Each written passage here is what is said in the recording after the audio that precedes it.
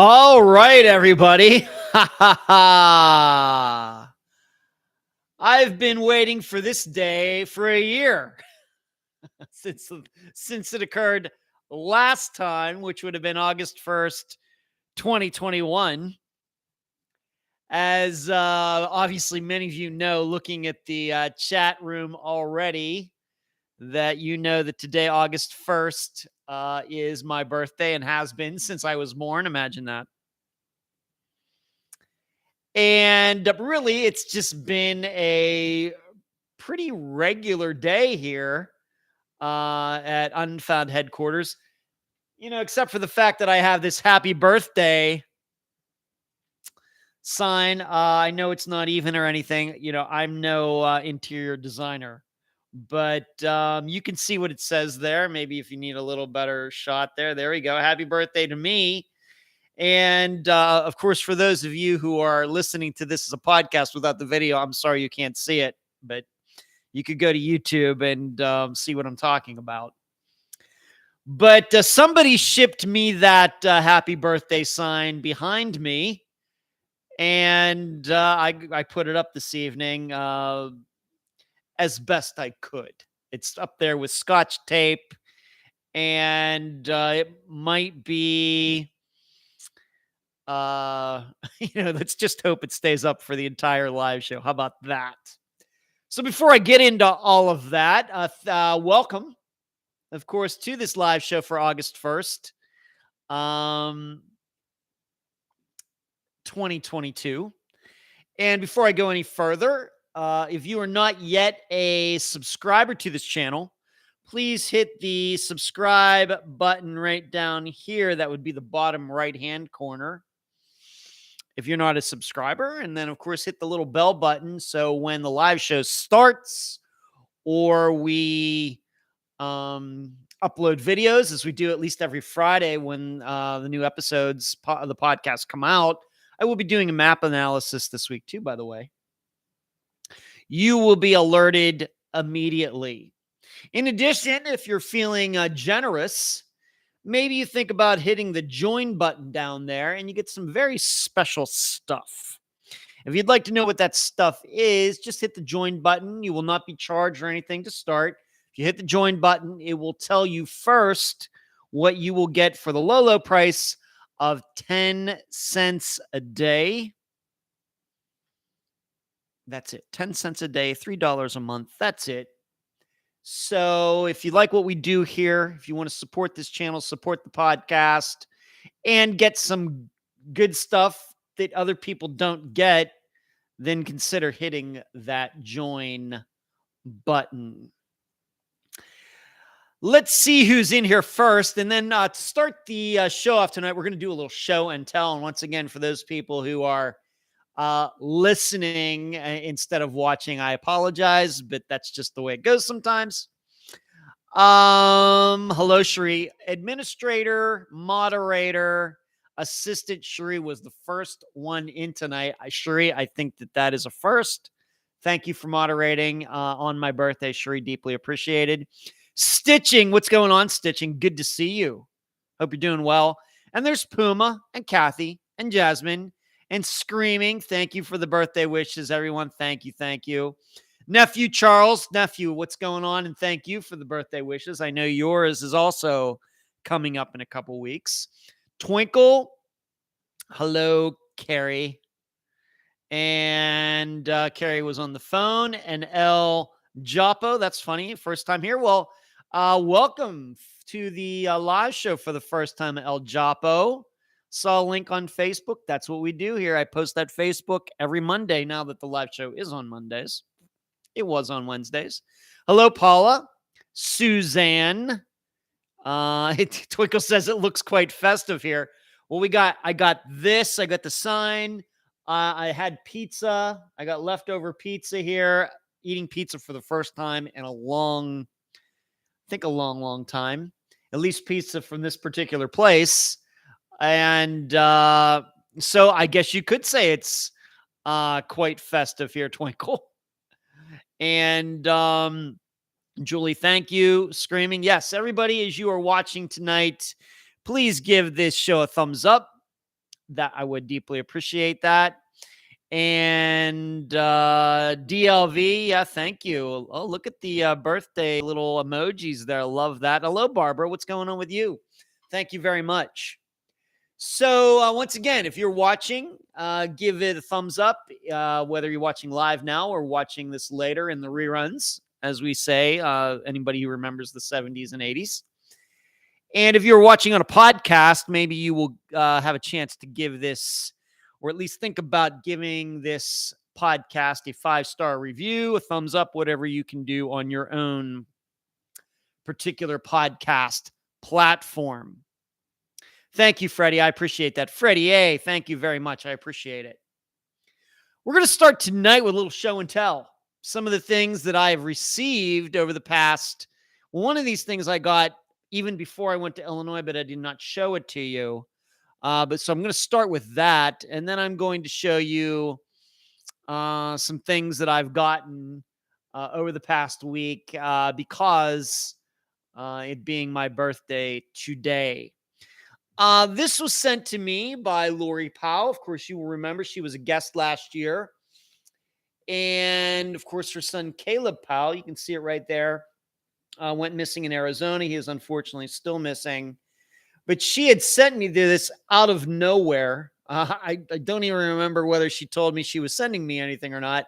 Maybe I gave her my address, but I wasn't sure for what purpose. And I ended up getting this in the mail in July. And so this is like a tumbler, you can put water or whatever in it. And it has all of the information, of course, regarding Caleb's disappearance. If you'll remember, he was up in kind of the outskirts of Phoenix, and he was supposed to be taking a friend down to another part of Phoenix. And it seems like that friend ended up there, but then Caleb's vehicle was found kind of abandoned near a casino on the outskirts of Phoenix, and Caleb has never been seen again. But she sent me this, has his flyer on there, and it says love, hope, family, and faith. And you can see this all right here. And of course, I will not be using it. It's way too nice, way too special to probably be used for anything, but it will be featured prominently in my condo, as are anything that guests send me. Anything like this are obviously always featured prominently where I live. So, and it says here, I'm always with you, and has the cross there. Very nice. Very well done. So Lori, Caleb's mother, sent this to me. So I thought you would want to see that. I had not shown that to you before I went to Illinois. Cherie says, love the decor. You like how I put that up, Cherie? That's with the Scotch tape. And that kind of just appeared in the mail out of nowhere in my box a few days ago. And there you go. It's not, like I said, it seems like this side could come down, this side could go up. What are you going to do? But everybody can read it, and that's most important. DLV, thank you for the generous super chat contribution. And El Japo, thank you as well. For any of you who are in the live chat right now, you will see that DLV and El Japo have used the super chat button, which is that gray square with a $sign down there at the bottom. And then Cherie, wow, Cherie, you are very generous too. Thank you so much. But all of these people in the yellow, the orange, or the blue and the orange, it's so colorful, are contributing monetarily to Unfound and its cause. And you can do that while the live show is happening. So all of you, thank you so much. You're all very generous. Thank you. And if you'd like to contribute as well, just hit the little gray square with the $sign in the middle. And it doesn't matter. Like El Japo, 99 cents. Thank you. Thank you very much. And Cherie and DLV, thank you as well. So next thing I want to show all of you are a couple cards that I got.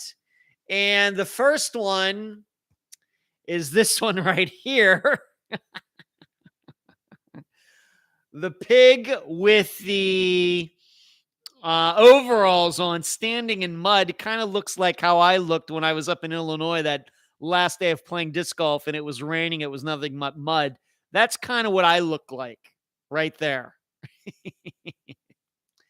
And on the inside, it says, Ed, overall, you're awesome. And it says, wishes for a terrific, spectacular birthday, number 52, lugs, love, hugs, blesses. And you know who you are who sent this. So what a spectacular card right there. And I actually took a picture of this and posted it on my private Facebook page. So everybody, I was like, people know me. These are the kind of cards that that crack me up, that I think are very special. So yeah, this picture totally reminds me of how I looked that Friday playing up in Illinois, slipping and sliding around in the rain and mud. And maybe that pig even maybe looks like me a little bit, maybe. The other card that I got was this one. Once again, another animal. Maybe it has something to do with the whole camel thing that continues to go on. And here is, this is a card that I got more recently. And it says, I got an alpaca so I could give you a beautiful sweater for your birthday. I think that's particularly funny. Somebody thinking about giving me a sweater, and I live in Florida, but so we got this alpaca, and look at that head of hair on there. I'm even jealous of that head of hair on that alpaca. I've seen actually alpacas in person. They have a farm near where my dad lives that we'll drive by, and the alpacas or llamas or whatever they are right there. And so I've actually seen them in person. But I got an alpaca so I could give you a beautiful sweater for your birthday. I hope you can see that. And then on the inside, it says, but apparently they don't know how to knit. I love it. I love jokes like that. Love it, love it, love it. And it says, happy birthday anyway. And it says, hope your day is great. And also, you know who you are who sent me this card. But there we go. We got this card right here. I love it. And you should know, just one of those things, any cards and things that I get from anybody, whether it's for Christmas or birthday, whatever, I don't throw cards away. In fact, I still have all the cards that my mother sent to me over all the years after I left Pennsylvania. I still have all of those for birthdays and everything else. I keep them. So these will be kept as well. So maybe we'll put these over here. And then next, I want to show this. Now, this is maybe going to seem a little weird. Been Screaming, thank you. You are very generous, Screaming, for hitting the super chat button. Thank you, Screaming, so much for the contribution on this August 1st, 2022. Deborah, how are you doing? Oh, you like that with a little funny laughing emoji. That's funny. Hello, Sheree. Yeah, so nice. That's awesome. I know this is going to seem weird, but once again, a listener had sent me a $25 Amazon card. And I was like, well, what am I going to do with that? What can I buy? And I was thinking, you know what? I know this is going to seem so weird. I need some knives. In particular, the knife that I use when I cook chicken wings, because I get the whole chicken wing and then you have to cut, the part off that you don't cook and throw it away. And then you have to separate like that leg part from the flat part into two. And the knife that I have here, which is just part of this condo, it's not even my knife. The utensils and plates and everything here are not mine. That knife is not good. The handle is loose on it, and there are actually little indentations in the blade and everything. And I was like, I could really go for a good knife for that, because I think that knife's getting a little dangerous. And so I got a 3-piece knife set. That's what I used the card for. And there you go. And so it has like a regular like steak knife. And then it has like a knife that might be like some sort of bigger knife, but it's like a salad knife, like cutting heads of lettuce. And then there's a really big knife that you can use to cut bone and what I will probably use for my chicken wings. So this is what I ended up getting with that gift card. So there's that. Thank you. You know who you are, who sent me this card, and I love it. Now I think I'm going to feel much safer cutting those chicken wings because, like I said, this knife, it gets it done. In fact, I just cooked wings this past weekend.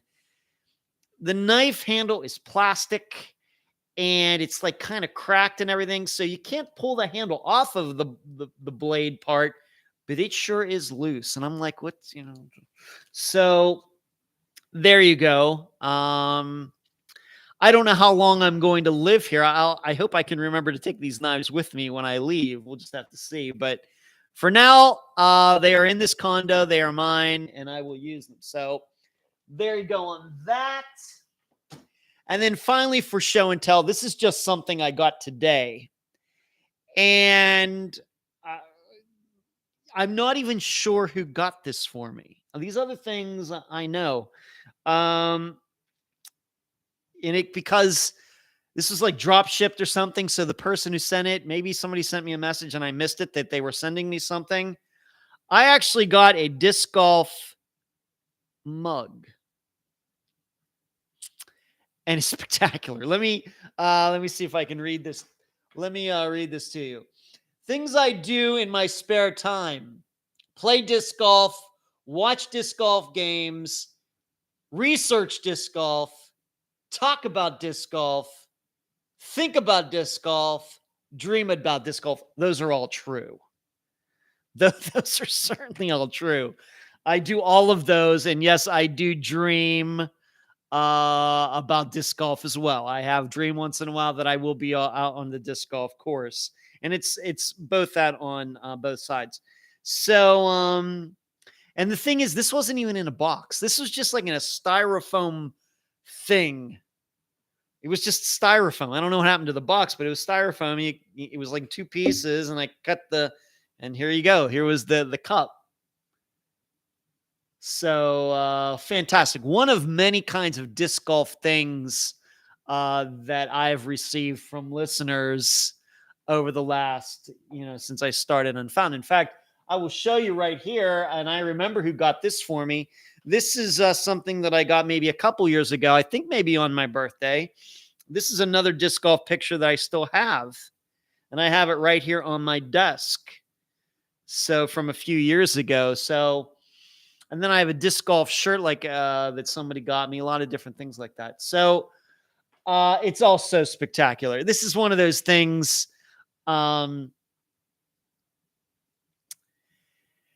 you just never could I have guessed in my life that these kinds of things, would be happening to me. That there would be people many whom I've never met in person. Maybe we've had some conversations over Messenger or whatever, that would be so motivated by myself, by the podcasts, by doing the interviews that I do and everything else, that they would be so motivated to think of me and send things that are just so appropriate. That's the thing. These cards, and it seems like everything is so on the mark. It's amazing. So just amazing. And I really feel it. And I just don't feel it on my birthday. I feel it all the other rest of the days of the year as well. And being that today is newsletter day, I've not sent it out yet. It's finished. All of you will be getting the newsletter after I'm done tonight. But the last portion of the newsletter this month is talking about, turning 52 and, where my head is at this age and how I look back at the last 52 years and any advice that I might have. And I talk, I think, very, plainly, very clearly, transparently about, issues that I've had and how it's all come to be that now I'm sitting in this microphone doing this live show on a Monday night. And I know that there are people in the United States and elsewhere who are watching, and they put it on their schedule to do so. you know, I realized that, I grew up in a time before podcasts and YouTube and everything else, but still, you just never expect that something like that in your life is ever going to happen. So, I just feel so fortunate. And trust me, it's been crazy avenues I've been down and things that I've failed at and everything else. Well, you'll see it. Hopefully, you're all on the email list. So when you get your newsletter and get to the end, I think the words that you will read there will explain everything. But really, other than that, it's just been a regular day. I've been working today. I got up. I had, probably the only bad thing about my birthday is that I always have to pay rent on this day because it's the first of the month. So I had to do that. I finished a newsletter. I did some other things, getting ready to write another outline, getting ready to start making this coming Friday's episode, which is going to be a long one. I had a Zoom meeting with a United Kingdom company that I've been working with on the Janelle Matthews murder. I had a talk with one of the producers again this morning, maybe 20 minutes, 25 minutes. So really, and of course, I'm doing this live show, had to put this outline together for the live show. So, it's been pretty much a regular day other than that. So, and Twinkle says, "Oh, as you can guess who sent that. Are you the one, Twinkle? Are you the one who sent me the cup? It's perfect." Twinkle, you're very kind. Yes, thank you. Yeah, thank you, Twinkle. You're very kind. Thank you. And the DLV even says that mug is awesome. It is awesome. It is, and it will be featured prominently in my condo. Now, as far as I look back on, thank you, Karen. Looking back at being 51, the 365 days of being 51, I have to tell you that it was a very good age for me. A lot of positive things happened over the course of this past year. One, quite a bit in disc golf, especially starting at the beginning of this year. It seemed like I sorted out some of the things going on in my head. I've won 4 tournaments, at least in my division this year, starting in Estero, and then 2 tournaments at Taylor, and then back down at Estero just a couple weeks ago, even though there was only one other guy in my division, but who cares? So it was very positive there. Certainly getting hooked up with Spotify beginning at the beginning of March has been a very, very positive development.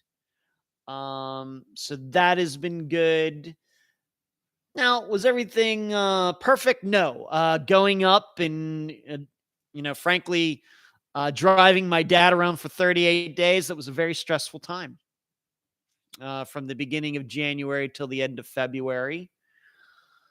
So there was that on the other side, of course, on the opposite side, because you never know how something like that is going to go. My dad is doing great, by the way. I talked to him today. He's doing fantastic.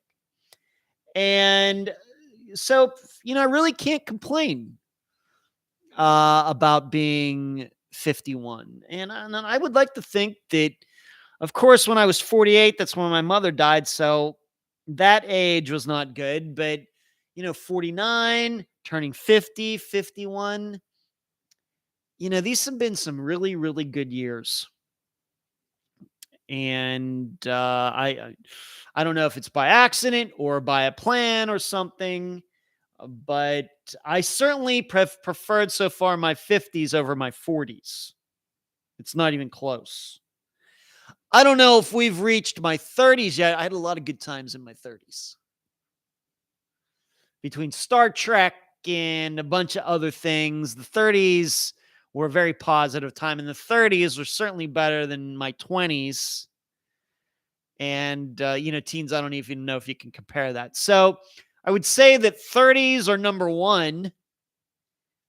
20s are probably number 2. 50s, though, we're only a couple years in. 50s, if the 50s can continue to go like this, 50s could get to first place before it's all over. Of course, I have a ways to go there.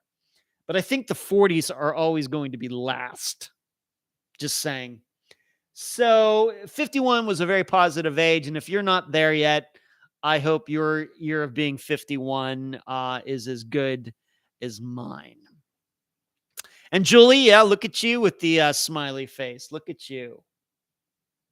So moving on, starting maybe where this live show usually starts.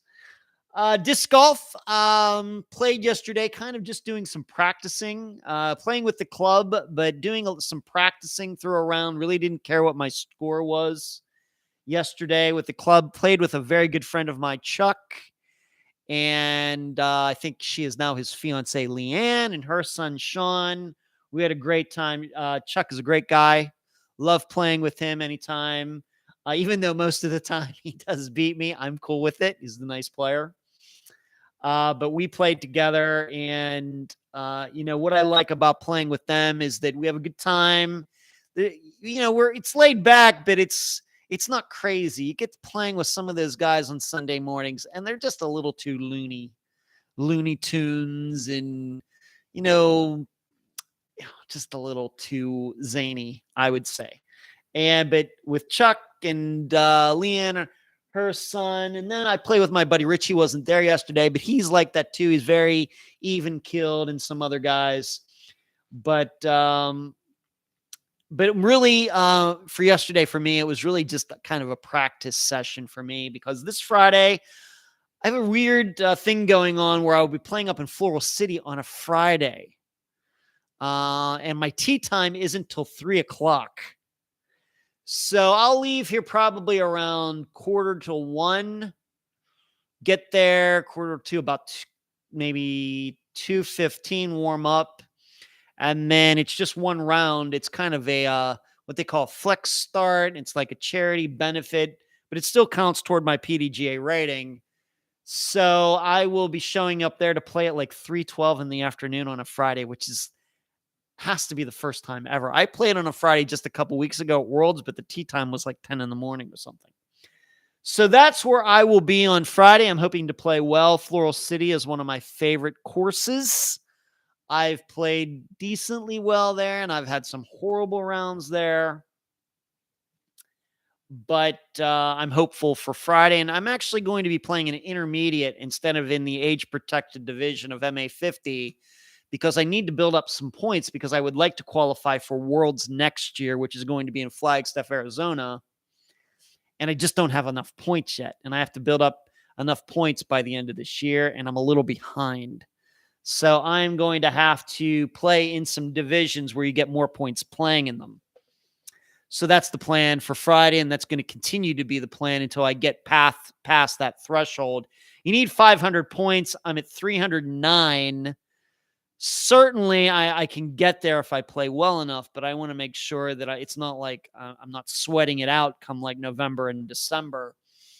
Hopefully I'm well past 500 by the time November gets around here. So we'll just have to see. So that's coming up on Friday. The episode will be played at the regular time. It's all automated these days now. But I don't anticipate any problems with the episode coming out on Friday. Deborah says, yes, more points so you can come to Arizona. Arizona is a very good state for me, Deborah. I've going down there for work way back in the 2000s, mainly to the Phoenix area. I have a lot of positive experience there, although there was one horrible experience in Phoenix, which then ended up caused me to quit a job that I had. But I know my way around Phoenix quite a bit.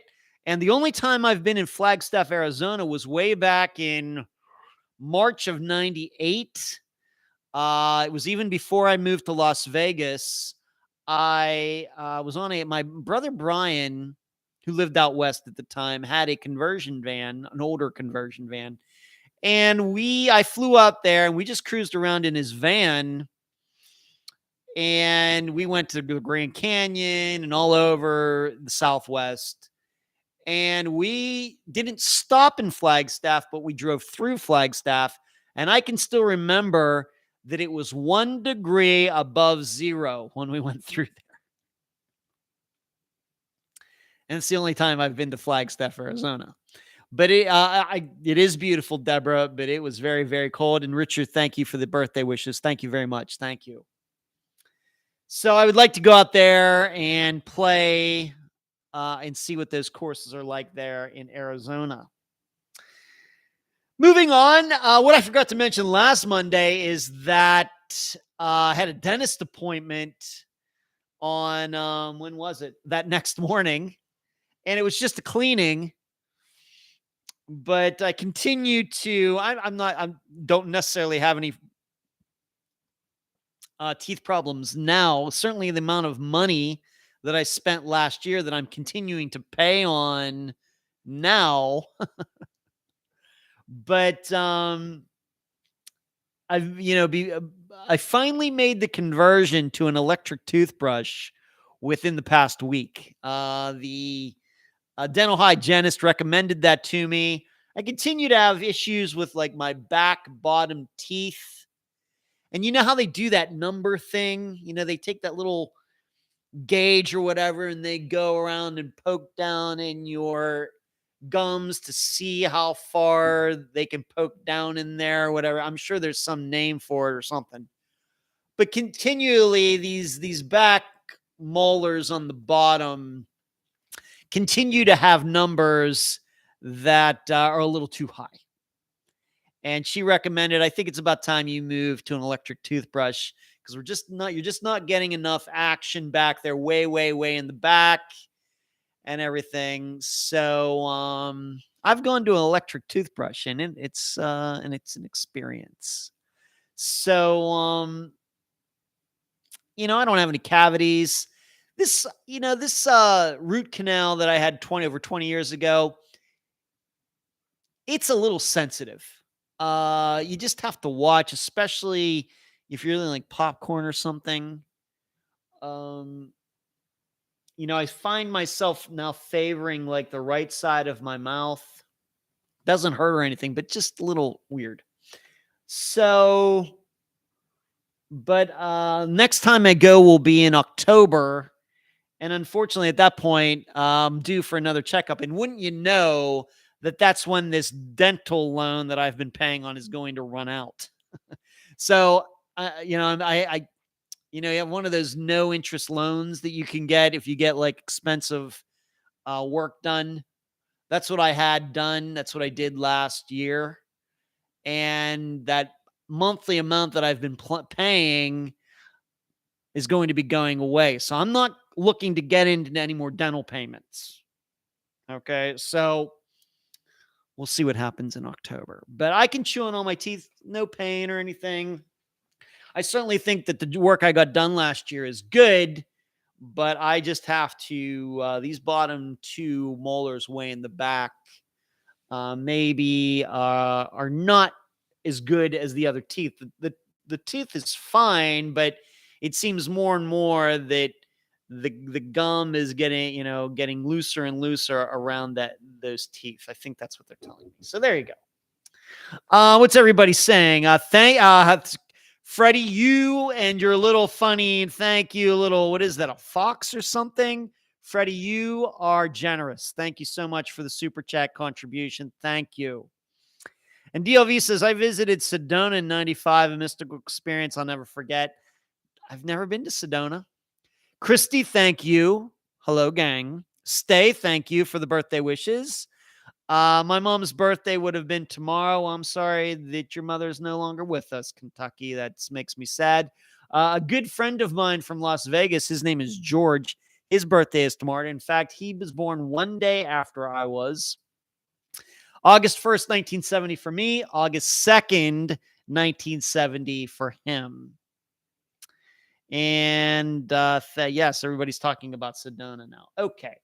Moving on, one of the things I've been doing when I'm doing Unfound work, doing any research or something, or putting together an interview outline, whatever, I've been playing all the Seinfeld episodes on Netflix now that I have the smart TV back there. And it's fantastic. I think I've seen every episode, but when you get to watch them like in order from the first ones, and I think I'm in season 4 now, maybe. I think season 4, you can see why it's rated like one of the best sitcoms in the history of television. When you sit down and there's no commercials, to break things up, and it's all runs basically at one time. Um, it really is fantastic. And the weird thing is, when Seinfeld was actually on TV, the new episodes, I never watched it. In fact, I would say that about Friends too. I've seen every Friends episode now. I never watched that either when it was playing in prime time, new episodes. It wasn't until it started into reruns that I started watching it. Same way with Seinfeld. Why? I don't know. But that's what I've been taking in, and it is funny. It is still funny. I don't know if maybe it's just because I'm from that Generation X, or the generation before me, baby boomers. I don't know if the millennials and Generation Z watch it and find it funny. I have no idea. But all that stuff certainly does ring true to me, being a Gen X guy born right smack in the middle of that generation. So, good stuff. And so I'm on season, I think early of season number 4. I think there are 9 seasons, 8 seasons, 9 seasons. And so I will watch it until all of them are done. And maybe I'll just start from the beginning and watch them all over again. So that's something I've been doing, where, I watch it when when I do any writing, like for the blog or something like that, the newsletter, can't have anything on. It needs to be quiet. But if I am, it just depends on the work that I'm doing for Unfound and what's going on. But I will have it on while I'm, maybe I'm on some database and I'm doing a search for somebody's criminal record or something like that. That's things like that is when I usually have the TV on, because then it's too quiet. When I'm sitting there, but I'm not doing any typing or anything, then it gets to be too quiet. So I need to find a happy medium.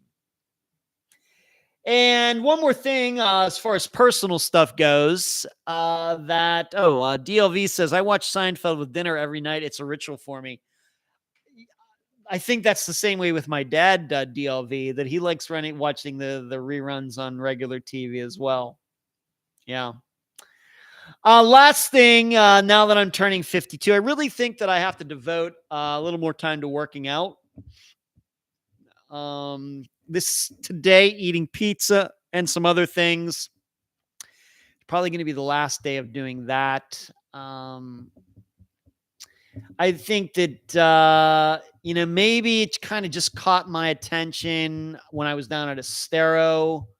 And like I said, like a week and a half ago, and just kind of feeling a little out of it or out there, but kind of just got me, you know what? I need to get back to going to the gym, which is on the second floor of this building, and getting on the treadmill a little bit. It's about time that I start doing that again. So I'm going to have to make some time for that. And just to make sure that,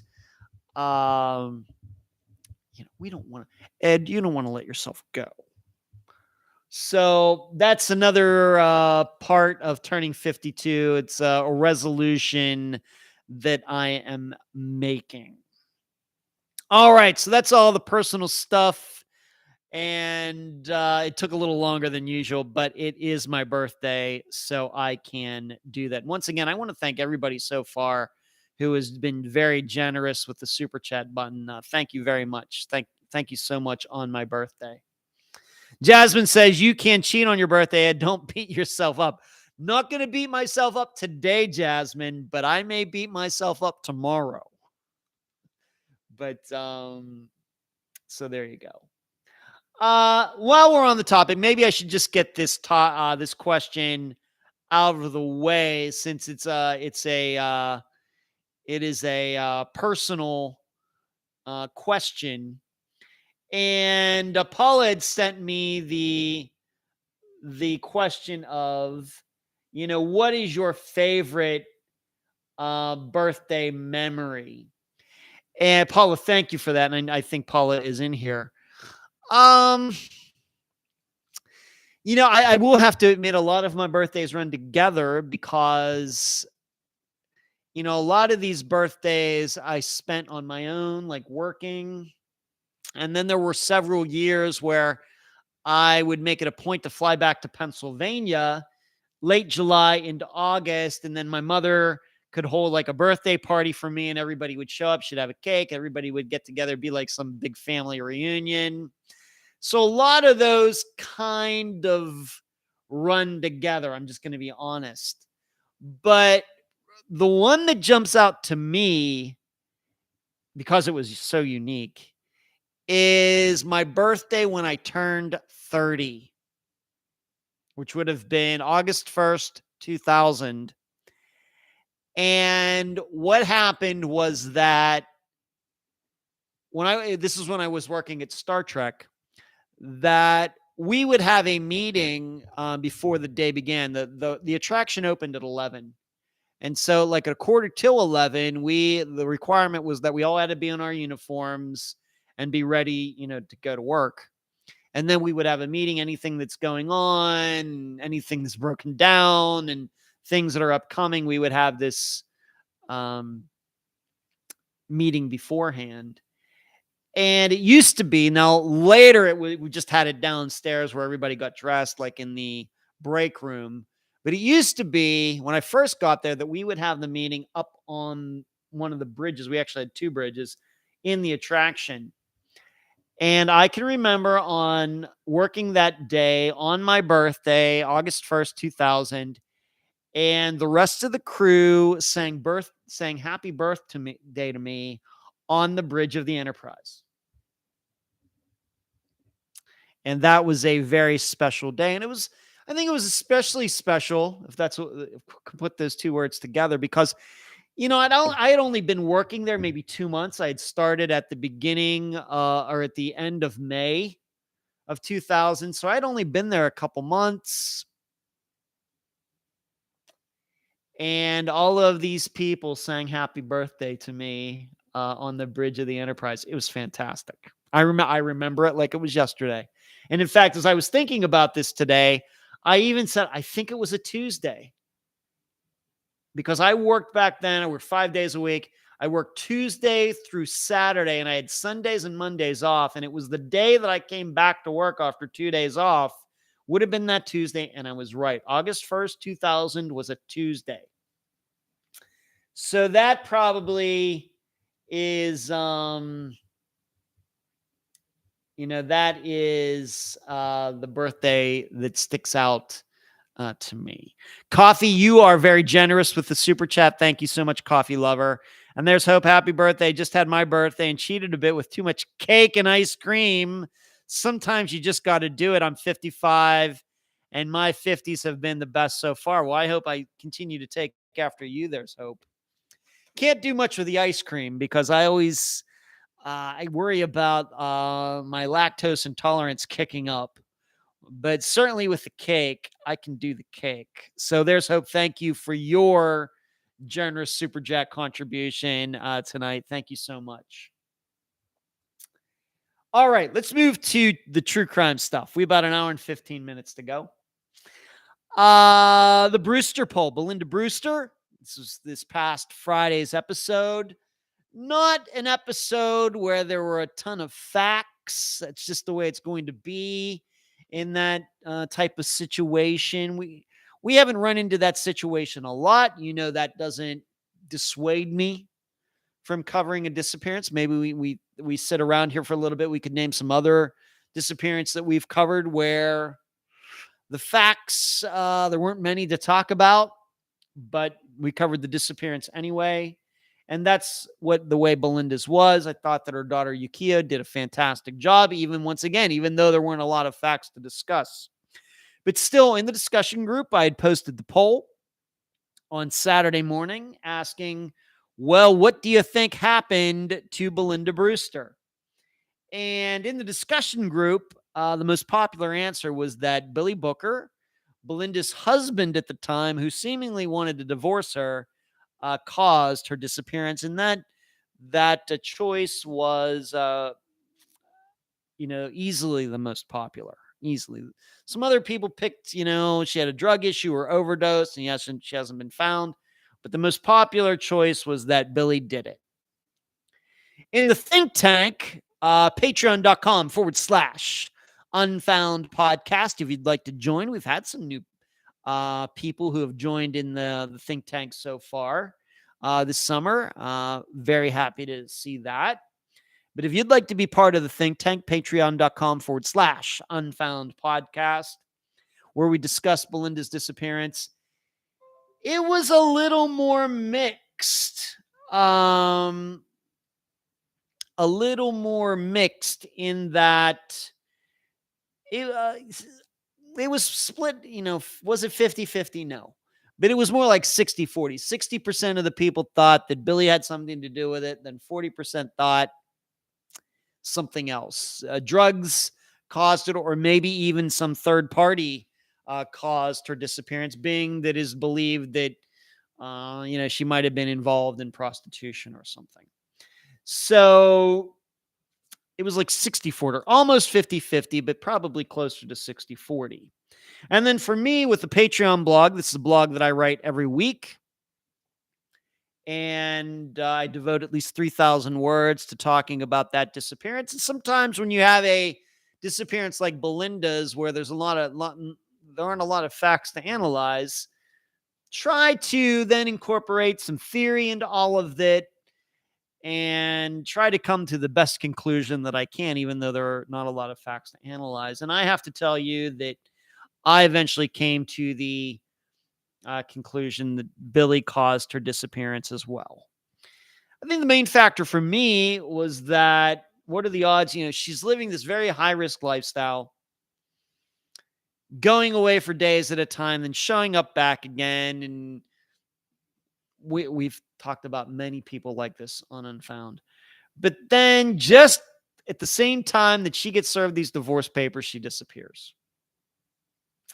That is hard to ignore. No facts to support that Billy did it, but that's the best I could do.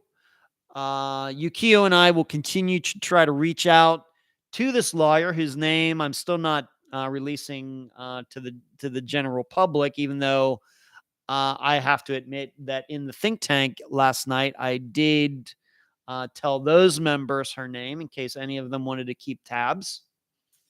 But I still think that she is the best lead, and it's not just the best lead. I think it's a fairly good lead. I think it is. So, being that she's still out there, she's still alive, still hoping that somehow she will find it in her heart and mind to get back to me, get back to Yukio, and just answer the questions. So even though there's not a lot of facts in Belinda's disappearance, really there is still a very good lead out there, surprisingly. So we'll see how it goes. All right, moving on. I already talked about it a little earlier.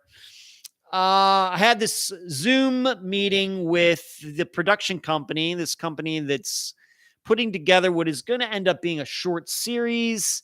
It's going to be more than one episode, but let's just say probably less than 7 of, they want to make a series regarding Janelle Matthews' murder. And I think most of you know, many of you know that I've been working with this company. They first sent me an email back when I was at my dad's in late January. And coincidentally, this is also when Spotify first contacted me. In fact, I think I got these emails within a couple of days of each other. But they're continuing to work on it. Of course, the issue is that there's going to be another trial, and I think it's going to happen in October, just like the one last year did. And this kind of complicates putting it all together. It's probably not the best idea to come out with a series regarding Janelle's murder when there's still another trial that's going to be happening. In addition, when you have another trial coming up, some of the people that this company would like to talk to aren't going to talk because they will once again be required to go up on the stand and answer questions from both the prosecution and the defense. So they may worry, well, if I start talking to some production company and then they're going to record me and then this thing's going to come out and the lawyer's going to find out that I did this and, what is this all going to mean for me? This can make it very, quite difficult for a production company to get anybody to cooperate. Now, you may say, but Ed, you're working with them. You're talking with them. Well, that's true. But I have to tell you, I don't put myself in the same category as these other people. For example, Janelle's parents or Steve's ex-wife. I am surely not in that category of witness. I wasn't in Greeley, Colorado in 1984. I didn't know Janelle. I don't even really consider myself to know Steve, even though I interviewed him. I don't have any inside knowledge of anything regarding Janelle's murder. I, of course, wasn't there to see anything, hear anything, or anything like that. And in fact, the way I look at the first time going out there last year is that, was I really a witness? Not really. The reason I was there is because I did this interview with Steve and the prosecution thought it was important. And I was there to represent the interview and to, of course, authenticate the interview and everything that is said in it. So neither side, I don't think the prosecution or the defense was too interested in me outside of that. And given that the prosecution, just asked me questions about the interview, maybe they asked me a little question about myself, but maybe just for the jury to understand or something. And then the defense, I think they asked me 2 questions. The transcripts are there on the website, theunfoundpodcast.com, if you'd like to see what I said on the stand. Being that that's the way I thought about the work that I did there, so when this production company contacted me, I'm like, I just don't think it's a big deal if I do this. Whereas I could certainly see the big deal if some of these other people were asked, and they might say, well, maybe not. Especially anybody who was around Steve at the time, anybody who was around Janelle at the time, anybody, of course, any of the investigators who worked on the case throughout the years, they are all certainly different than me. Anybody who had any interaction with Steve one-on-one in person over the years where he might have said some crazy stuff, which he did, certainly those people would be much more important than me. On top of the fact that, as you all know, anybody who followed the trial, the first trial, that Steve ended up coming out and saying some of the things he said in the interview with me were lies anyway. And I got to tell you, I'm not that surprised. I did my best. But never would I have told anybody, oh, yeah, I think Steve told me the absolute 100% truth when I interviewed him. I tried to nail him down on things as well as I could. But being that I wasn't there and a lot of things are unknown and everything, he had the ability to spin some yarns, and that's what he did. And then he absolutely admitted that on the stand. So this is why I continue to say that, and you just watch. I'm going to say this, and like tomorrow, I'm going to get an email. But I'm going to say this on my birthday, August 1st, 2022. I have sincere doubts whether I will be required to go out to Greeley, Colorado and do that all over again. I will be surprised. Of course, I was surprised the first time around. If I'm required to do so, I will do so. And I will handle it the same way I did the first time. Very seriously, very businesslike, very professional, even though I'm kind of tongue-in-cheeking it right now. But I will be just as honest and sincere and truthful and everything else as I was the first time. And I love to go back there. Was it a good time? I was nervous, but it was a part of the country I'd never been to before. The accommodations were spectacular. I got to see Charles and his sons. We had a great time. It was an experience. And so I'm not going to certainly resist doing that again. If they think that I can be helpful, then I will be there. But obviously, the tactics they used the first time around didn't work, and I was part of those tactics. So I don't think it's crazy for me to think they might try something different this time, and I won't be included. Myself and the interview won't be included. That would not surprise me at all. Jamie says, happy birthday, and thank you for all your work, Jamie. You are very kind. Thank you, and I enjoy doing my work. And thank you for your generous super chat contribution on my birthday. Thank you so much, Jamie. Thank you. Moving on, let's move on to this. I'm going to skip that topic and move on to this one. And that would be Tyler North. I think many of you know the disappearance of Tyler North. This is a disappearance I think we covered in maybe 2020. And it was Tyler's sister who was the guest. And if you may remember that Tyler disappeared after being at her house, everybody thought he was going directly home, and everybody found out later that he was meeting his ex-wife in a park, and then he went missing. You may also remember that, over a year ago now, I think, that his ex-wife and her boyfriend, who was a former sheriff's deputy, have been charged with Tyler's murder. And that Tyler's vehicle, his truck, was eventually found burned out not long after he went missing. And I've used Tyler's murder as an example, a very, very good example of luring when I've spoken to criminal justice majors about these different types of disappearances and what they mean. Tyler North's is a very good example of luring, especially since people have been charged and we have a very good handle on what happened that night. Well, wouldn't you know that a third person has now popped up as being charged with crimes involving Tyler's murder. And this guy's name, this was a local who sent me this information just within this past week. And I did post a picture of this guy with the charges in the Unfound discussion group on Facebook.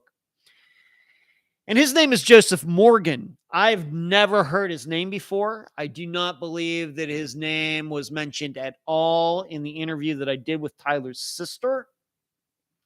Whether she knew about it at the time or withheld something, I have no idea, but this name is not familiar to me at all. But he has been charged with abuse of a corpse and tampering with evidence. Now, this local also sent me a picture, kind of explaining what she thinks is going on with this. And it turns out that, if you will remember, once Tyler's ex-wife and her boyfriend were charged, that it came out that some remains were found somewhere, and we know that it took some time to identify those remains as Tyler's. As we know, DNA sometimes takes a lot longer than we think it should. But those remains were eventually determined by DNA tests to be Tyler's. Well, it turns out that these remains were found like right behind where Joseph Morgan lives. And in fact, the picture that was shown to me, maybe within 500 feet, maybe a little farther than that, maybe, a couple of football fields or something like that. And his house or trailer kind of sits down at the bottom of this hill. And my perception is that Tyler's remains were found like at the top of this hill. How they were found, I still don't know. But it very well could be that when these remains were found, the police started thinking, well, why was this location picked?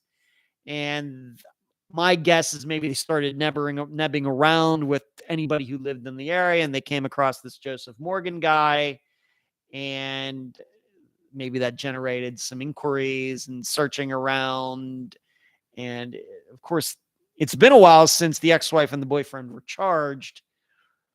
So something's going on here. Maybe that the police determined that the ex-boyfriend, or the boyfriend of the ex-wife couldn't have put those remains there all by himself, and they maybe thought that the ex-wife wasn't strong enough or something to do this, and thought, well, the boyfriend must have had some help, and that's maybe when Joseph Morgan came into the picture. I really don't know. This is totally conjecture. But he is now part of all of this. I have to say it's unexpected. And I guess we now then must be open to the idea that others might be named too. I still don't have a trial date for when all of this is going to happen. It could be this year. It could be next year. I really don't know.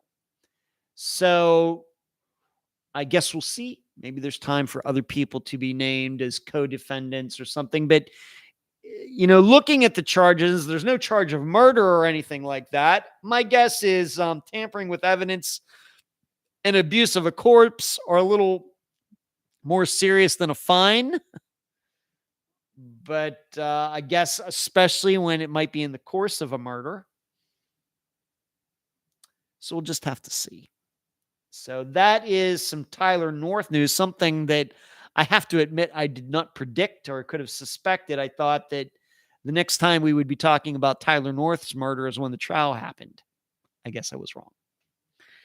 Moving on, the next Unfound Now has been done. It's been produced. I recorded it on Saturday.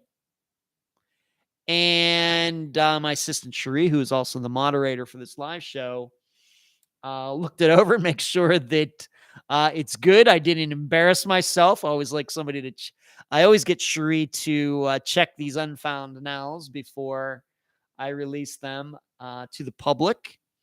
But the only people who are getting to view the next Unfound Now are those people who are members of this channel. And that has everything to do with this button right below this screen, the join button. If you are a member here, and you can see some of the people in the chat room who are members, they all have their names in green. Maybe some of you should think about getting your name in green as well. Those people are already getting to see this Unfound Now. And for the rest of you, you will just have to wait till like this coming weekend, maybe Saturday or Sunday, before I release it to the general public. But I will tell you this, that this is the disappearance of Dana Smithers. So you maybe want to start looking that up. And before you get to watch the Unfound Now that will be released to the general public this coming weekend. Had a couple different ways I could have gone this month. And maybe you haven't noticed, I try to go back and forth, male, female, male, female, male, female. I've been trying to do that. And last month's was Dylan Rounds. He's still not been found, by the way, despite everybody being so sure of what they think happened. But so it was this month. I wanted to go with a woman's disappearance, and Dana's really jumped out at me after looking over a few. I was going to make the Unfound Now the woman who went missing in Texas recently, but then her remains were found. So, and I didn't write her name down here. So I had to start looking up some other recent disappearances of women, and I came across Dana's. This is how long is this? It's probably, these Unfound Nows usually get close to 40 minutes. Dylan Rounds was a lot longer than the rest of them for obvious reasons. But Dana's, I don't know, 38 minutes, 40 minutes, something like that. And it's the usual format. I talk a few minutes, like 3 or 4 minutes, setting everything up. We go to the map video. I go over some facts while showing you some important locations.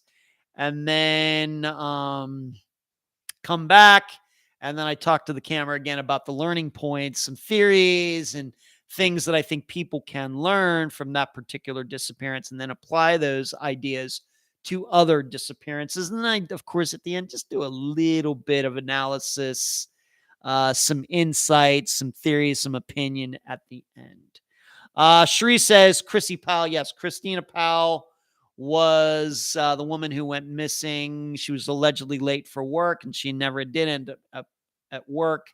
She and her vehicle were found, and it doesn't look like there was any foul play there.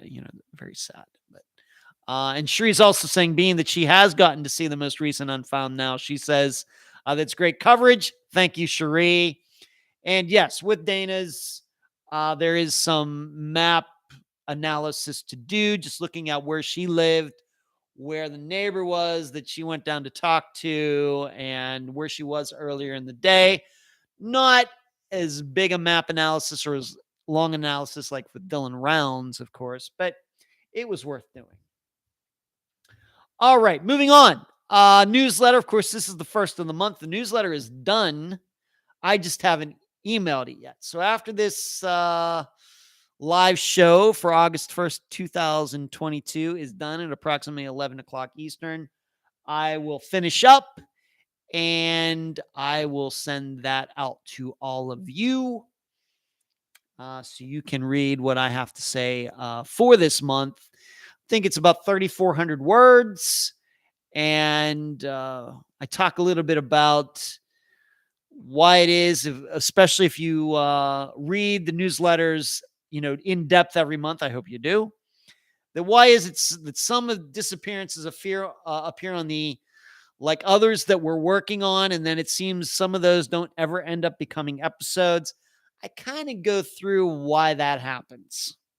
So that's the first part, and then I get into some other things.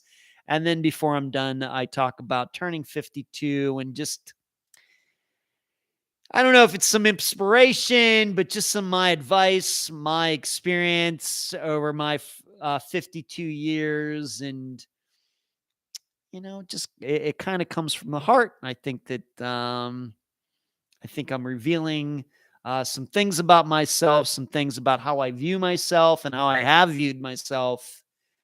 And I think you'll find that interesting. And that is at the end of the newsletter. Speaking of, what's going to be going on the rest of this month, of course, we have an episode for this Friday. The interview's already been done. This Friday's episode is going to be a bit long, maybe more in the Unfound tradition. We know that last week, Belinda's disappearance, kind of a shorter episode, whereas Chase Lackey's was certainly long. But this Friday's, we're going out on I'm not going to get into it right at this second. I'll talk about it at the end, but we're going out on the water again, seemingly. But I pretty much have interviews lined up for the episodes for the 12th and the 19th. And then August 26th is going to be the next update episode. Yes, we're already to that again. I think it's update episode number 12. I think maybe 13, somewhere in there. And then, as I've already always done, September 2nd, the first Friday of every September, is recognized as the anniversary of Unfound. We'll be celebrating the 6th anniversary, and that will come out on September 2nd. And then I anticipate on September 9th, which will be the next Friday, I think I already know what disappearance will be for that date as well. So I guess what I'm saying is been working hard this summer. I was very proud of myself being able to get as much work as I did done while I was out of town for those 10 days. I was able to get some interviews done, able to do the live show and the think tank and all of it. I felt very fortunate to be able to do this. And I really, really thank my friend Dave and how I had my own bedroom at his place and a very convenient place to work. It's fantastic. So that certainly helped, but it seems kind of like this summer, for some reason, just been able to work ahead a little more, a little easier than has usually been the situation. Why that is, I'm not sure, but I'm telling you, nothing gets me more stressed out than not having an interview for the next episode. It's the only thing that stresses me out about doing this podcast. And it just seems that we've been running into a lot of, very willing people, very, ready to talk, very transparent, very energetic. Been very fortunate with that this summer. And I'm not saying it has anything to do with me. It may just be the type of people that they are. They're ready to talk. They see the importance of doing this. And you know me, I'm always ready to talk. So it very well could be a couple months from now that we go through a spell where it's once again hard to track down people or something like that. You never know what can happen. And certainly once, when we do get around December holiday time, that is I think we've done pretty well with that over the past 5 years, however long Unfound has been around. But that can get difficult to to get people to talk about a disappearance. It's a festive time. They have to be in a certain mood to be able to talk about a disappearance that has affected them, horribly. So, I think that will always be the situation, no matter how long Unfound exists for the next 30 years. It's probably always going to be the situation. But all I can tell you is this summer, as far as reaching out to people and people responding, and even people coming to me, coming to one of my assistants out of nowhere, that's been going on this summer, maybe more than ever. So it's, we're ready to talk to whoever wants to talk. Stitching says, "Hey, Ed, sorry, was looking over Summer Wells' case. BS. Well, Stitching, what's the deal? Hey, Stitching, you got stuff to do, then do it. It's okay." Marlene, hello, everyone. Happy birthday. Thank you, Marlene. Look at all those emojis. Wow. And she said, "I had to borrow headphones." Well, what happened to your headphones, Marlene?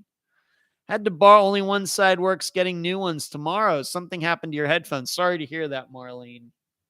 Okay. And one more thing before I get into some other pieces of business that really have nothing to do with Unfound, but they're true crime items, missing persons items, some other things that I want to talk about. I'm sure many of you saw, especially if you're in the discussion group on Facebook, that there was this young man who was found in New York City in the Bronx area who was unidentified, and somehow it just got out there. Could this be Jason Landry? Now, if you'll remember, and maybe many of you forget this, you have to be clear on something. Jason's disappearance has never been an official Friday episode. And being that I was just talking about Unfound now, Jason Landry, as far as Unfound goes, his disappearance was first talked about in an Unfound Now, and that was one I did in January of 2021. It was not an official Friday episode. It was an Unfound Now episode in early 2021, and I think it must have been about the 6th or 7th episode of Unfound Now. We're now to like 25 or something. And then what happened from there, if you'll remember, that John Lorden, friend of the program, ended up covering Jason's disappearance and had his father on. And then John and I did a episode together, technically him hosting it, where Jason's father was on, and John asked a lot of questions. I got to ask a few questions, and then an interview played on both of our channels, his on YouTube and mine on, when I used to be on Podomatic and elsewhere. But somehow it came out that this guy, this young man who was found unconscious or something happened to him? Was he attacked or whatever? Could he be Jason Landry? And when I saw it, I'm of course thinking, man, that would be certainly something. I mean, Jason goes missing in Texas and he's found passed out in New York City. Now that's a story. And I would certainly, wow, I'd be like, well, how did that happen? And I would want to know all the details. And I'd be certainly ecstatic that he was found, that he's found alive. Great news. Great news. But of course, from the other part of me, I'm looking to find out the details, because then I start thinking, how can this happen? How can I apply this to other disappearances? Is this possible in other disappearances? But I also have to be honest about this. As soon as I saw the picture of this unconscious young man in New York City, they had a picture of him like in the hospital with, one of those masks over his face and whatever. I looked at him and I said, that's not Jason Landry. And it turns out that I was right, that it's not Jason Landry. They have positively identified him. I don't know all the details of why he was in the state that he was in, but it's not Jason. But as soon as I saw the pictures of him, I was like, I don't think that's Jason. My impression in looking at the picture is this young man in New York City, I'm not saying he does, but he seemed to have some Asian qualities to his appearance. Not saying he was 100% Asian, but he seemed to have a little bit of that, maybe part. And of course, you look at Jason and he does not have those features. So I was like, this is not Jason. This is somebody else. I'm happy for the family. I don't know what happened, but this missing young man, he's found. I hope he's going to fully recover from whatever happened to him. And if he has issues going on in his life, I hope he gets them all figured out. And I hope he lives a long, happy life, but he's not Jason Landry. Now, but on that topic, we have to realize that maybe it wouldn't have been so crazy to think that Jason disappeared from Texas and ended up in New York City. Now, why do I say that? Now, we have to understand this is very, very, very, very, very rare. But, all know Heather Grotman, right? The woman who writes at the lostandfoundblogs.com. She's been on Unfound several times. I greatly respect her work. And that's why she's on Unfound.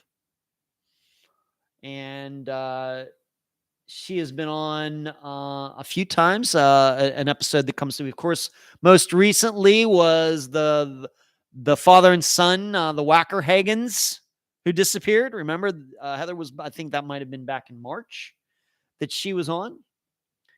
But she has 2 blogs that she has written on her website over the last couple years where people disappeared in one state and then were found several states away. And the first one was David Glenn Lewis, who disappeared on Super Bowl Sunday. I forgot, I didn't write the year down here. But then he disappeared right at, somewhere during the beginning of the Super Bowl. He was there home by himself. He was eventually found, I think, in Oregon or the state of Washington. So he's in Texas, is found in Oregon or Washington 48 hours later or something. And here he had been walking on the road and got hit by a car and died. How he got to either one of those states, nobody seems to know. What was he doing? Nobody seems to know. Why did he do it? Nobody seems to know. But this is a situation like that, David Glenn Lewis went missing from Texas, found 1,500 miles away. And because he got killed after getting hit by this car, we never will know what happened.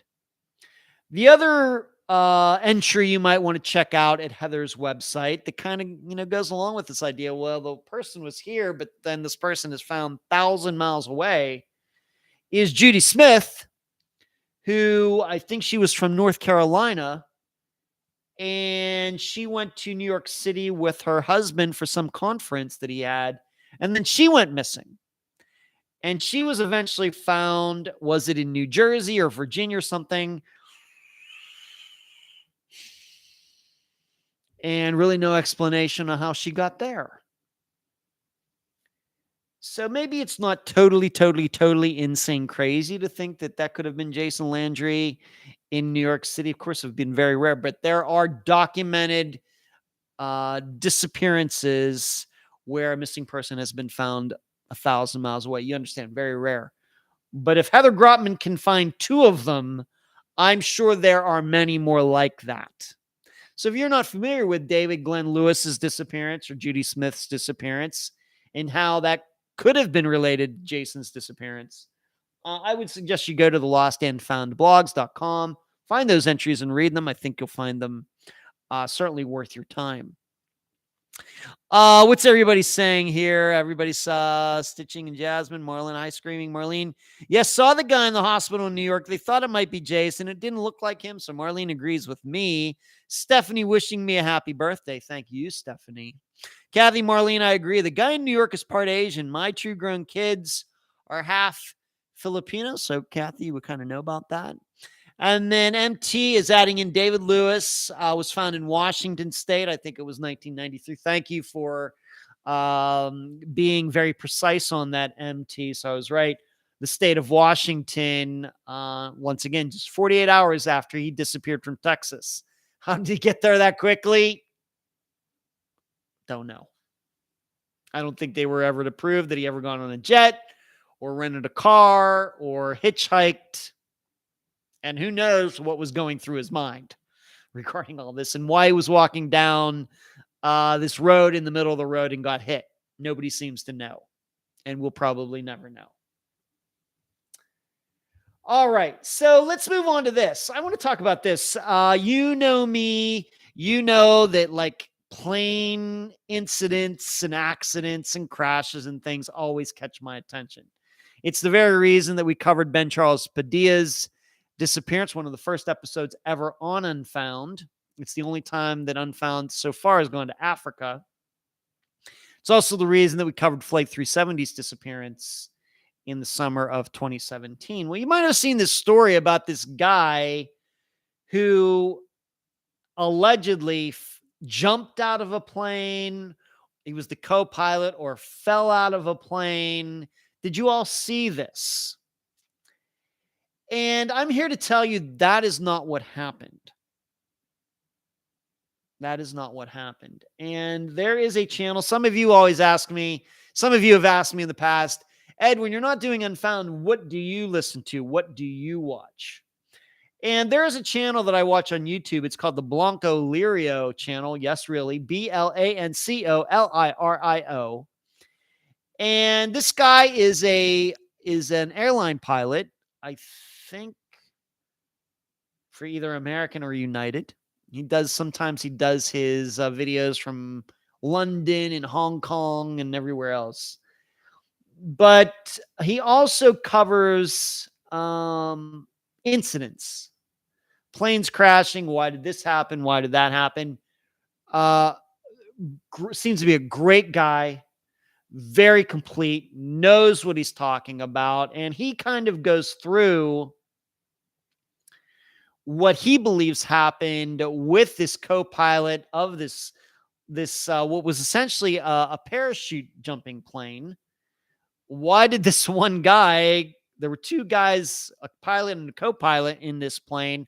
Why did one of them end up on the ground dead?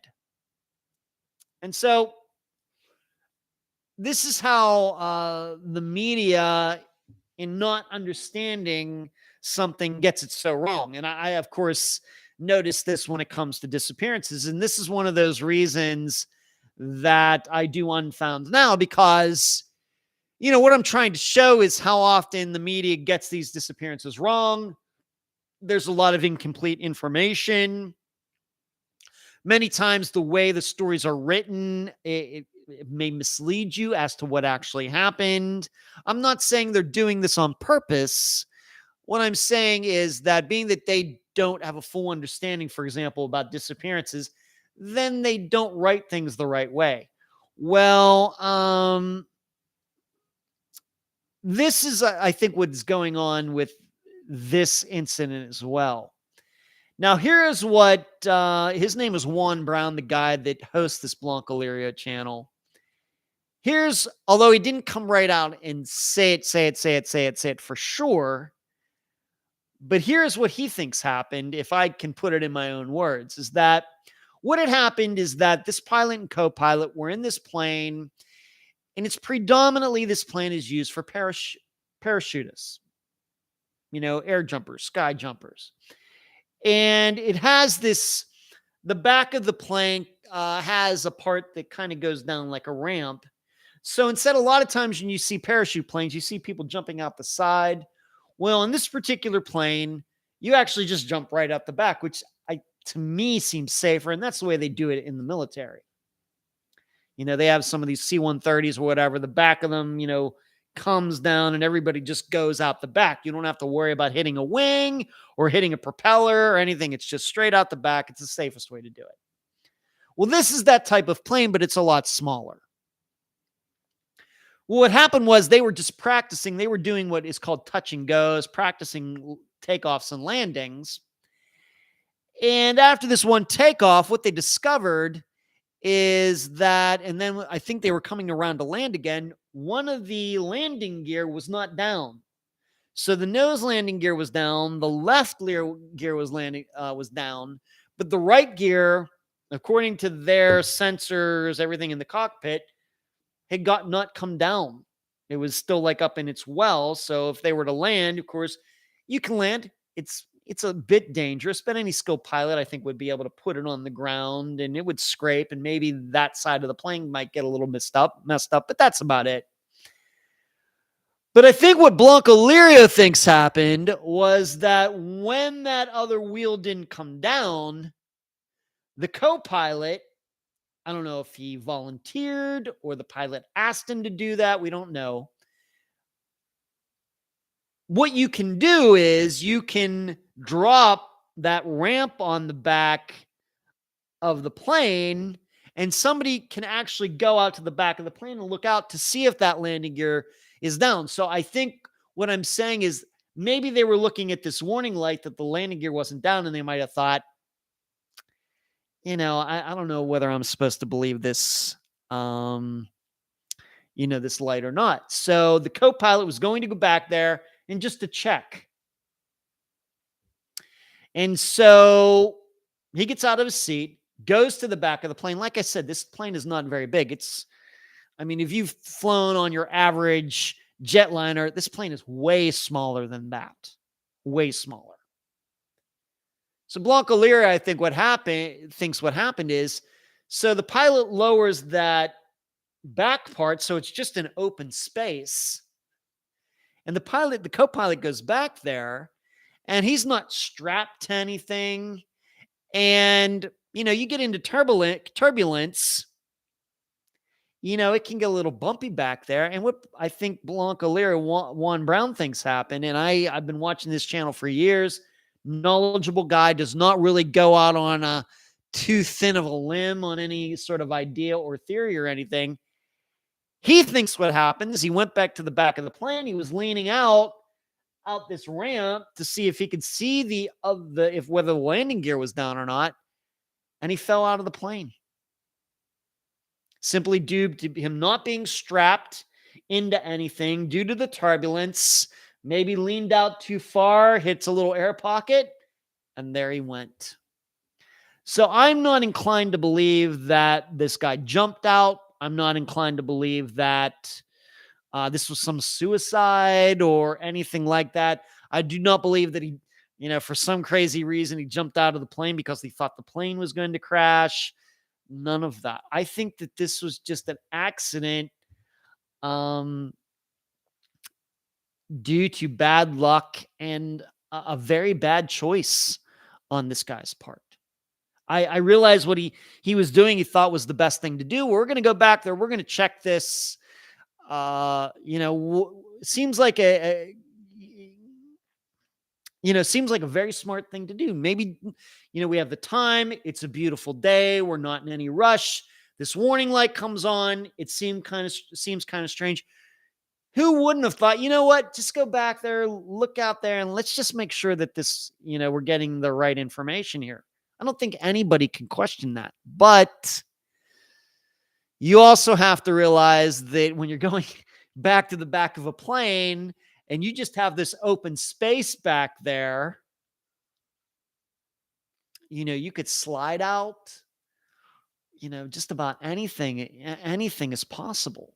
This isn't some jet airliner where, the floor is carpeted and there's seats that you can maybe grab onto something. There's just nothing. It's just an empty shell, because when people, parachutists, are in there, they're just all standing around waiting to go out the back, and they have parachutes on, so they don't mind if maybe they go out there by accident. This guy didn't have a parachute on. He wasn't strapped down, and it's very sad. It's very sad. But I think the way that the articles have been written, it would lead you to believe that this guy lost his mind and jumped out of the plane. And I just don't think that's what happened. So if you've seen that story, I think that's what's gone on. And if you haven't seen that story, I hope that you will look it up to see what I'm talking about. Very obviously, as you would suspect, you don't even need to know anything about aviation to think that, man, that sounds really, really rare and odd. It is. It is. Very sad.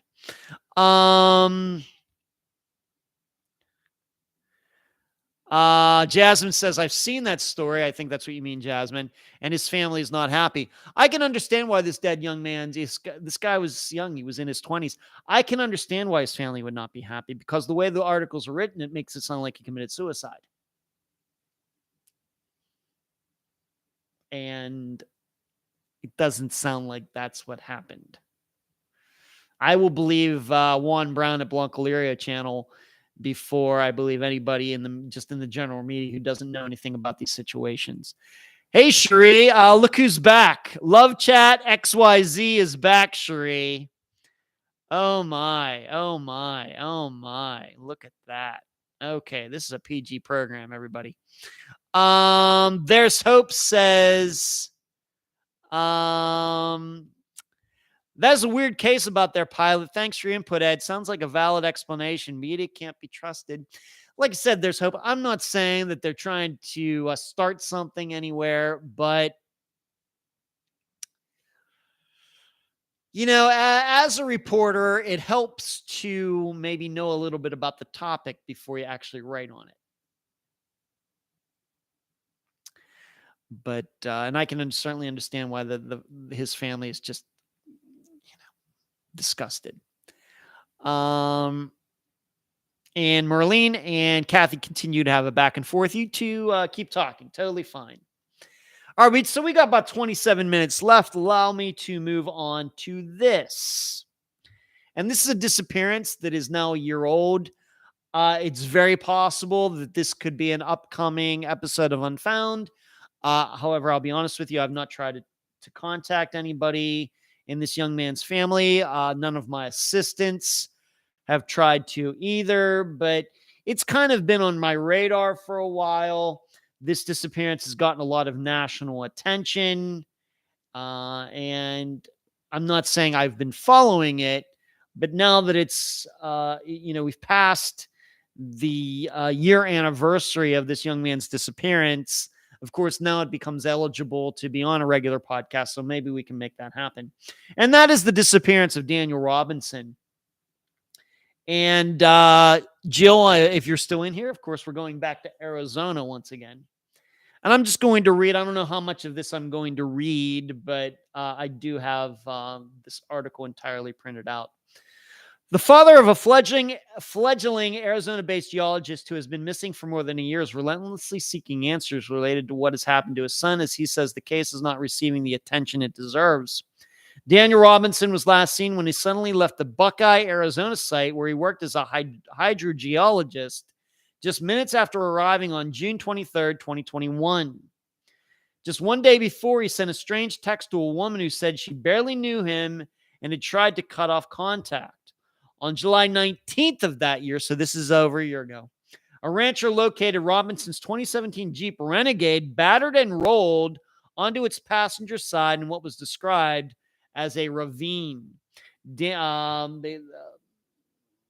Despite the months that have passed, Robinson's concerned family, Daniel's older brother, twin sisters, his mother and father, have had to spearhead their own quest for answers in an investigation that they feel has not been thorough enough. Now, I've not followed enough to say whether that is true or not, but I'll get into that in a moment. On June 23rd, 2022, the one-year anniversary of Robinson's disappearance, the Buckeye Police Department released a statement that touched briefly on investigators' efforts and asked anyone with information to call 623-349-6411. When a loved one is missing, it is terrifying, confusing, and stressful time for families and our entire community. The Buckeye Police statement read, investigators continue their pursuit of answers that can bring Daniel home and provide closure for the Robinson family and the many people who have been touched by his case. David Robinson spoke with Fox News Digital for nearly 40 minutes about his continued efforts to find his son, even when he has felt as though the police or the parties involved have not given the case sufficient attention. David left his home in South Carolina and moved to Arizona to continue searching for his son, the youngest of four. Let me move down here. Now, Ted Williams, renowned attorney and former homicide detective. Anybody who watches Fox News, I have to be honest, I don't watch any of the news channels, but I know enough about it to know he's on there once in a while. Noted that police are likely doing a great deal behind the scenes. However, he said a missing person investigation changes markedly as time goes on. Not that Ted Williams would know anything about missing persons cases. Williams stressed to Fox News Digital that the case of Robinson's disappearance deserves as much attention as others have gotten. No offense to the Robinson family, but I would say that Daniel's disappearance has gotten more attention than most disappearances have gotten. Robinson, now 25, was not making sense on the morning of his disappearance. A coworker told police Robinson had been to one work site and arrived at the second location in Buckeye around 9 a.m. on July 23rd.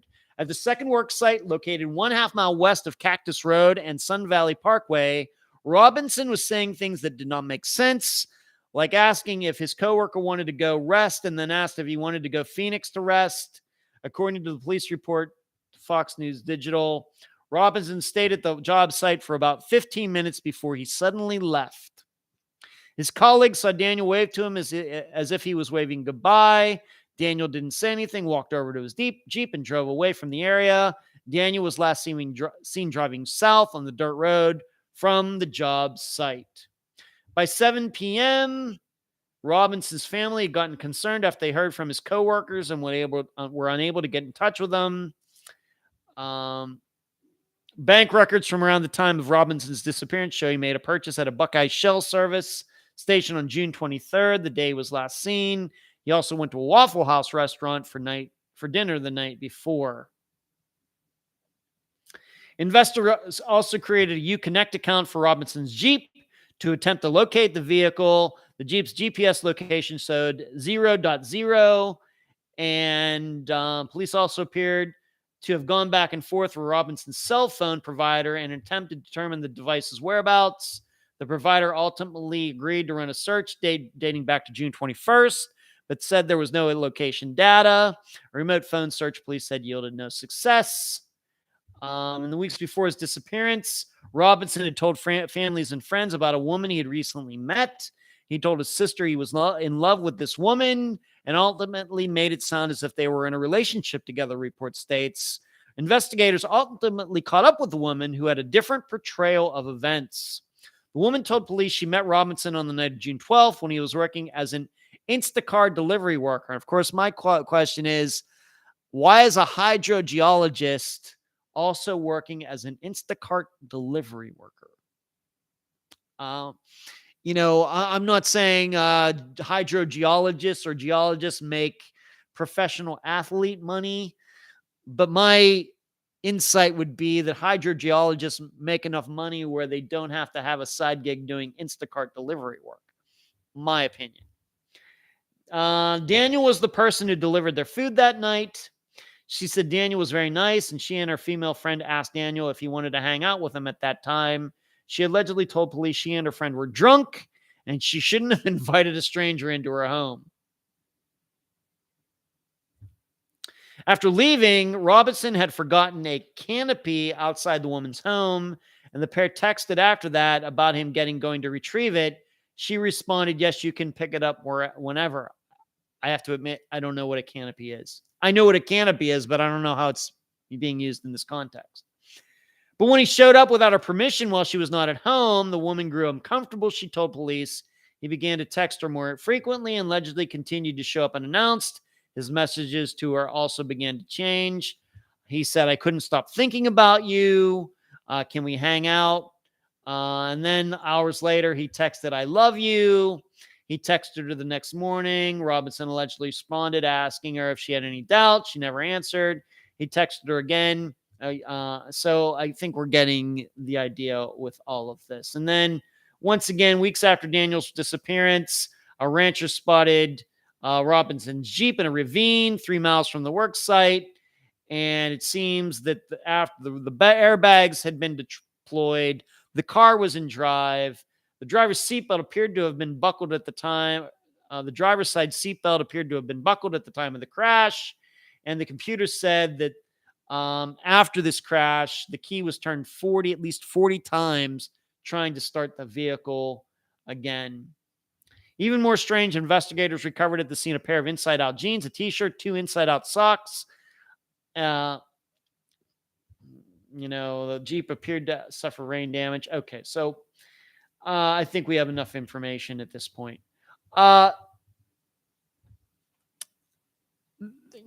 Just to put this simply, I don't know what was going on with this young man, but for some reason, he certainly lost his mind. I don't know why. Could be anything.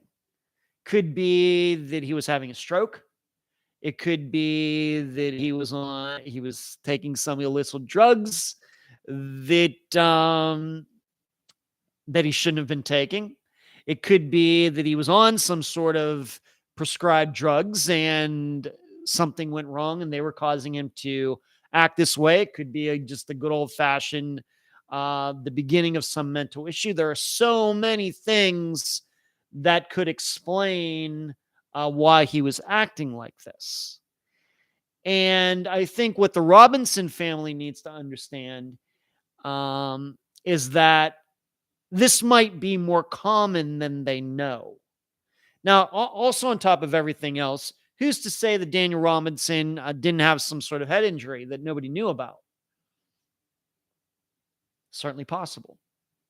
Somewhere hits his head just enough to start things going in a bad direction, continue to get worse and worse and worse and worse until that day when he disappeared. Maybe he's feeling paranoid. When it's the mind, there are so many different possibilities. So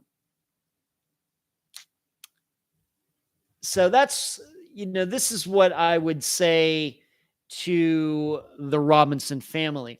I realize they want their son found. I get it.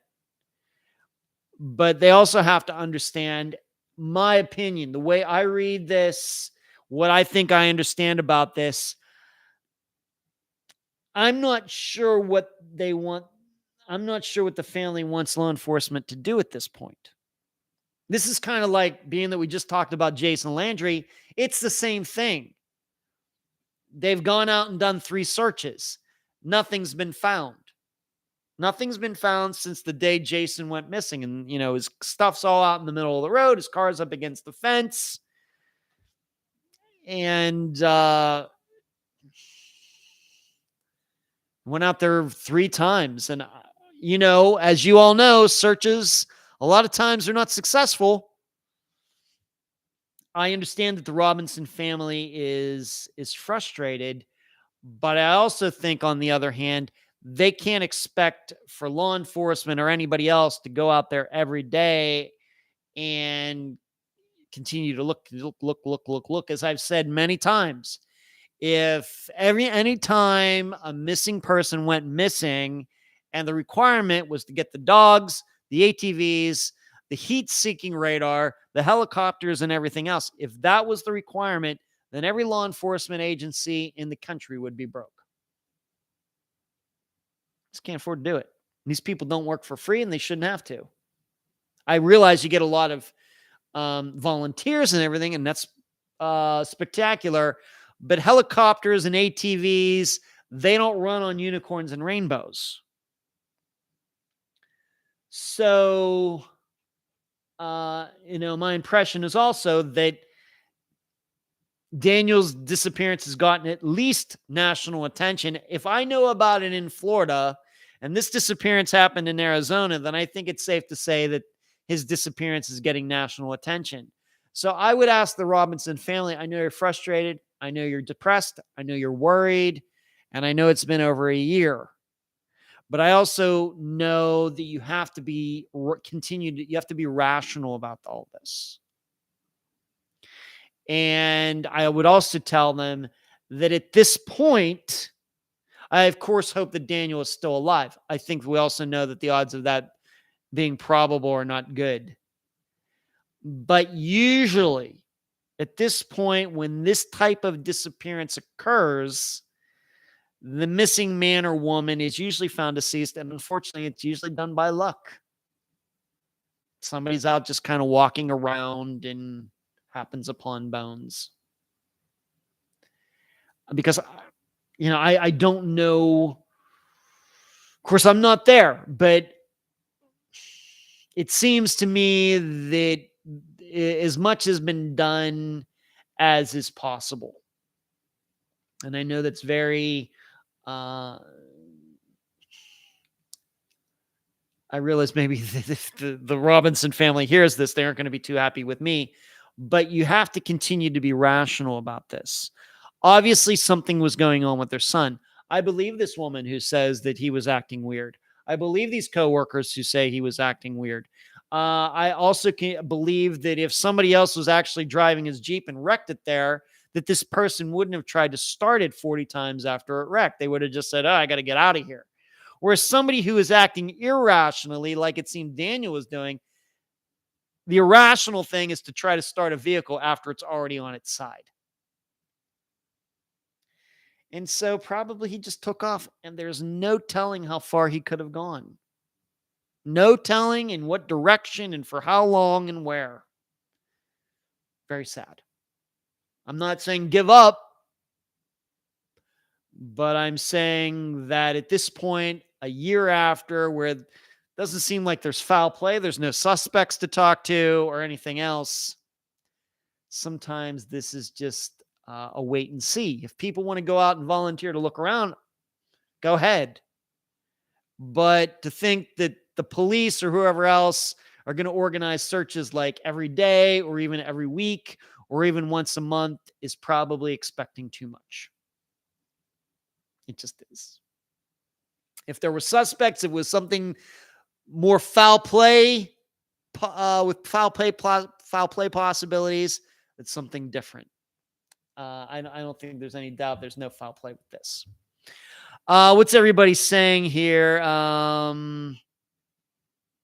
Julie says, when is your next podcast? Well, of course, this is a podcast, Julie. It will be out tomorrow. Podcasts come out every Friday, Julie. Always. Always. Charlie says, even the spam wants to say happy birthday. Well, isn't the spam nice, Cherie? Marlene says, I remember Ted Williams. Yeah, not the baseball player Ted Williams. Jasmine, student loans.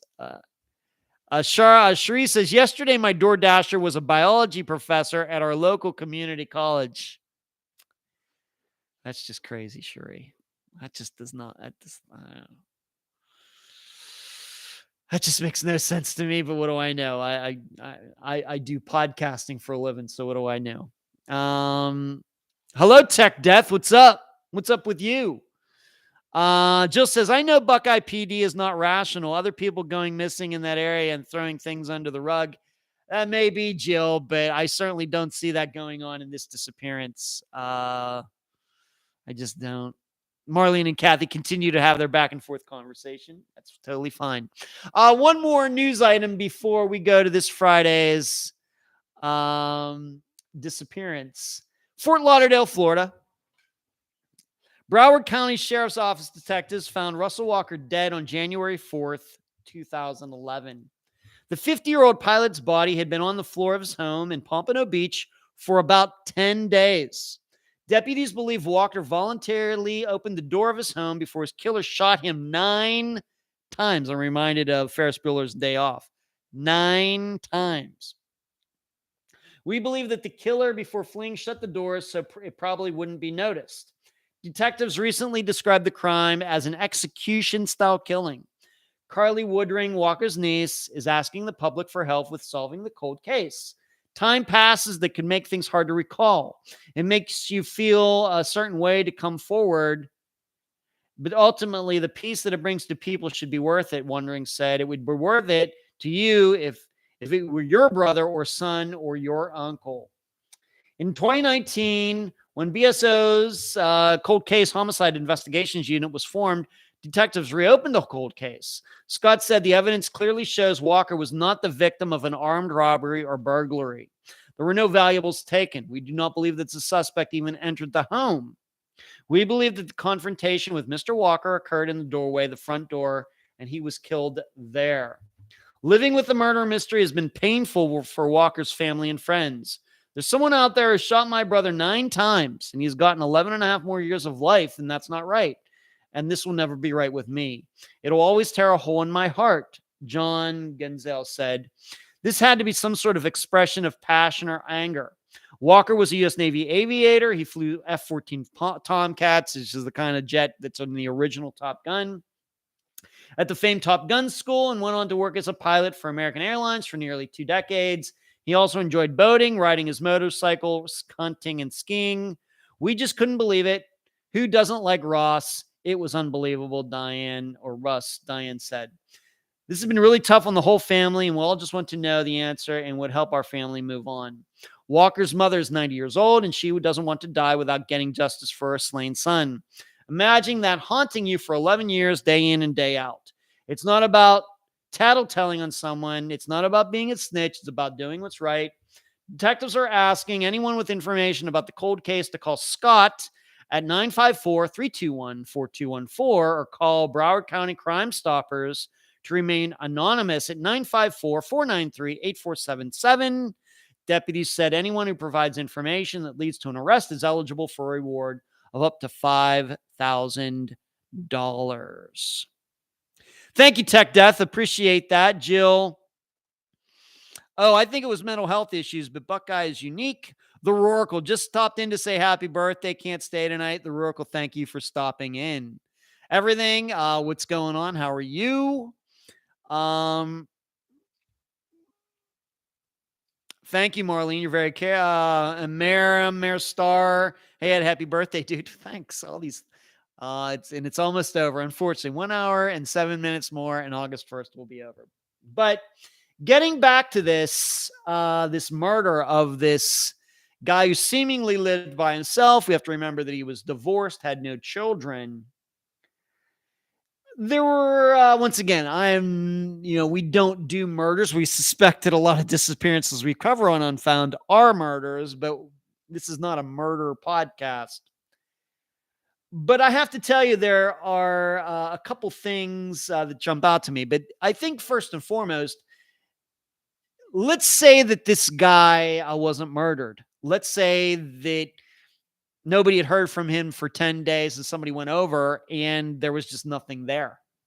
There were no signs of violence. The front door was locked. Somebody goes inside. Nothing's amiss. No signs of violence. No signs of burglary. Nothing broken or anything else. But his car's there and everything else. That is certainly a harder case than finding the guy shot in his doorway like he was. And there we got the spammer coming back. Mustn't have anything else to do tonight. But here are a few things that stick out to me. Are you going to get that, Cherie? Put user in timeout. There we go. Here are a couple things that just caught my eye in reading this. What first caught my eye was, how is it that he's an airline pilot, but it was 10 days before somebody noticed that he was missing? Was he on a vacation? Was he on some sort of leave? Was somebody maybe calling in to say, oh, yeah, he's sick and he can't make it into work today? This is unclear. If this was some like 80-year-old guy, like my dad who is retired, and somebody doesn't hear from him for 10 days, maybe that's not crazy. Even for me, yes, maybe a podcast might get missed or a live show or something. But, you know, these people who are in the airline industry, they have very, very set schedules because people got to get on their planes and fly places. The plane doesn't take off without the pilots up in the front. So how was it that no one missed him for 10 days? That I would want more information regarding that, why that could be possible. Once again, was he on vacation? So then it would be, did the person who shoot him know that he was on vacation? Well, then who knew he was on vacation? The other, maybe somebody was calling him in sick. Like we know so many times in disappearances, we know there are people who get a hold of a missing person's phone and pretend to be the missing person. So we have to consider that. The other thing that occurs to me is he was shot in his doorway. Now, I know for me, as you all know, I live in a condo building. I live in the 8th floor.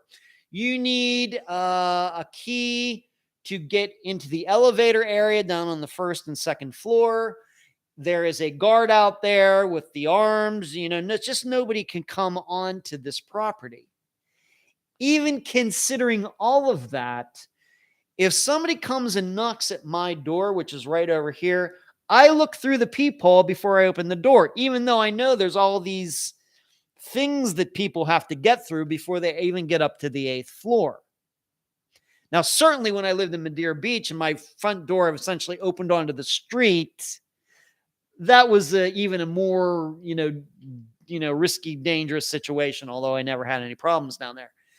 But still, even I look out the peephole before I open the front door. And if it seems like, what is this? I may just, I've never had this issue. So it's hard for me. Usually it's a UPS guy or an Amazon guy or somebody that I know that I've seen around the property. So being that this guy opened his front door, would we be led to believe that it was somebody that he knew or somebody that he trusted? Maybe somebody who was dressed as a UPS worker, somebody who was dressed as a FedEx or a postal worker or somebody like that, or it was somebody he knew. What I want to know is, was this the type of guy who would open his door the whole way for a stranger? So these are some things that are on my mind that caught my eye. And once again, though, I'm not a murder guy. But so just something to think about. Once again, the murdered man's name is... where is his name? Russell Walker. He was 50 years old. He was murdered January 4th, 2011 in Broward County, which is kind of down there, Miami area. So if you want to check that out, you can do that. Okay, let's move to this Friday's episode. The disappearance of the Pickering Six. Yes, this is just going to be kind of like the three young men who went missing here in Florida back in 1995. Coincidentally, it's the same year. And coincidentally, it's also a bunch of Canadian young men. In the early morning hours of March 18th of 1995, there were 6 young men who went to a party together, and a couple of them said that they were going to go to the local marina, which was on Lake Ontario, to go around down to the marina and mess around or something. One of them was 16 years old, 4 of them were 17 years old, and one of them was 18 years old. These 6 left the party, and at least by humans, were never seen again. When it turned out that people discovered they were missing, video was checked from that local marina, but only 3 of the young men are seen on it. In addition, it was eventually discovered in that marina that a boat was missing, but the boat was only like 15 feet long, and if all 6 of them got on this boat, it would have been pretty crowded. Well, after they went missing, all 6 went missing at the same time. They went out, boats, helicopters, looking over Lake Ontario. Nothing was found. The boat was never found. It's still missing, and these 6 young men are still missing. Now, Pickering, if you want to know, is on Lake Ontario. It is just north. You could call it a suburb of Toronto, or Toronto, however you want to pronounce it. And once again, these disappearances happened on March 18th, 1995. The guest is let's just call him an independent investigator. His name is Bruce Ricketts. He has been in contact with 5 of the 6 families of these missing young men. He's been working on these disappearances since 2010. He has a website set up for it. And the name of this episode is going to be Red Flags, because that term comes up a bit in the interview that I did with him. So you maybe want to start looking that up right now. This is a long interview. I think it was like 2.5 hours long. Maybe you can understand. We go through the video. We talk about the video. We talk about the currents of Lake Ontario, the capabilities of the boat, and some things that were found after the disappearance that may or may not be related to their disappearances. So once again, these 6 young men, I'm not going to go through their names at this point, but I'm just calling them the Pickering 6, disappeared March 18th, 1995 from Pickering, Ontario, Canada. Bruce Ricketts, an independent investigator, is the guest, and the title of the episode will be Red Flags. So that's all I got for this live show on my birthday, August 1st, 2021. Please consider subscribing to this channel, joining as a member, 10 cents a day. Please consider doing all of that. Give this video a thumbs up, or if you're listening to the audio version, please give it 5 stars or whatever. What did we talk about? Disc golf, the dentist, Seinfeld, got to start working out again. The Brewster's poll, the UK company that I continue to work with, Tyler North, Unfound Now, the newsletter, upcoming episodes, Jason Landry, the guy who fell out of the plane, Daniel Robinson, who is still missing after a year, this airline pilot who got shot, a murder still unsolved, and then finished it up. Took a question from Paula. Thank you. Got a lot of generous people for the super chat tonight. Finished it up with Pickering 6 this Friday. That's all I got for tonight. Thank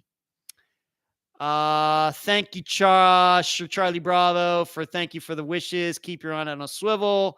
Jasmine says, have a great week, all of you. Yeah, it's 2022. Everything sank. Thank you. There's hope. You're welcome. You're welcome. You're welcome. You're welcome. Thank you. You're meant to type. Yeah, I'm meant to type.